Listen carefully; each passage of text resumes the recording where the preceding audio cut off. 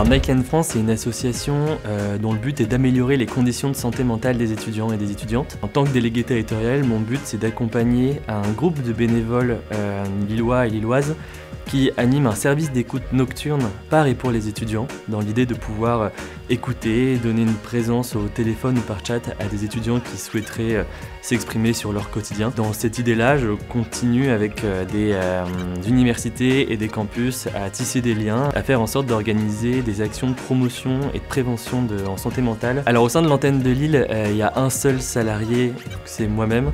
Mais il y a aussi 3 volontaires en service civique qui s'engagent pour des missions entre septembre et avril et qui changent chaque année. L'année dernière, du coup en 2022, on était environ 20 bénévoles. Là, on se rapproche petit à petit des 40 et ça nous permet de pouvoir répondre à de plus en plus d'appels et d'être présents pour les étudiants et les étudiants.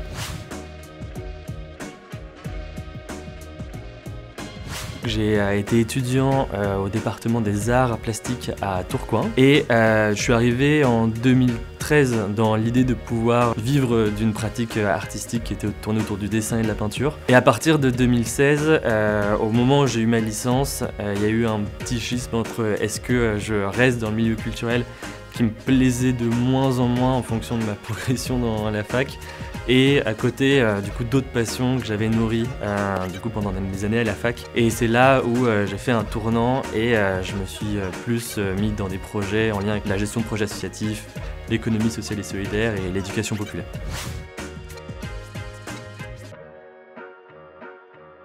J'ai été président de l'association étudiante Artefact, qui était l'association qui représentait les étudiants dans le département art plastique. Et avec des copains et des copines, on s'était aperçu qu'il manquait une animation de campus, qu'on avait du mal à tisser du lien avec les années au-dessus de nous et en dessous de nous. Et on s'est dit pourquoi pas relancer cette association, faire en sorte qu'elle puisse retrouver ses lettres de noblesse. Et c'est un peu la première fois que j'ai fait partie d'une asso, et c'était vraiment une expérience qui m'a profondément marqué.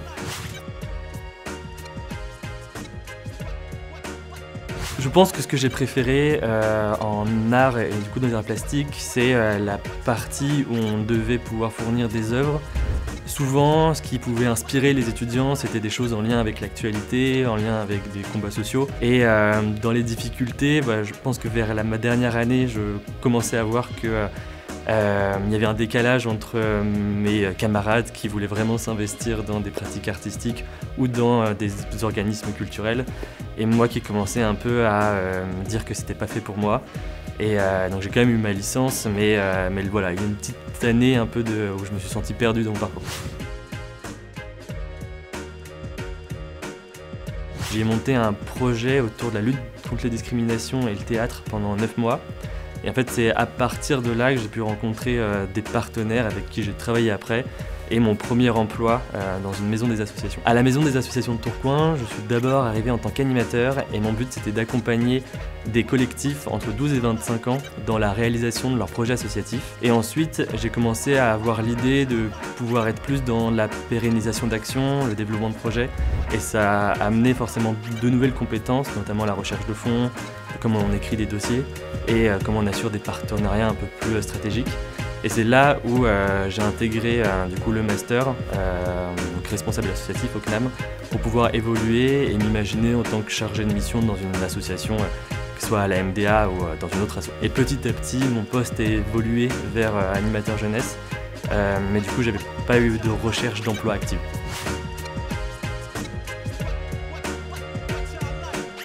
Je pense que c'est important de pouvoir tracer sa route, découvrir de nouvelles passions, s'imaginer de nouveaux métiers. Et ce qu'on veut quand on a 18 ans, c'est pas forcément ce qu'on veut quand on en a 20. Et donc voilà, l'idée c'est d'expérimenter.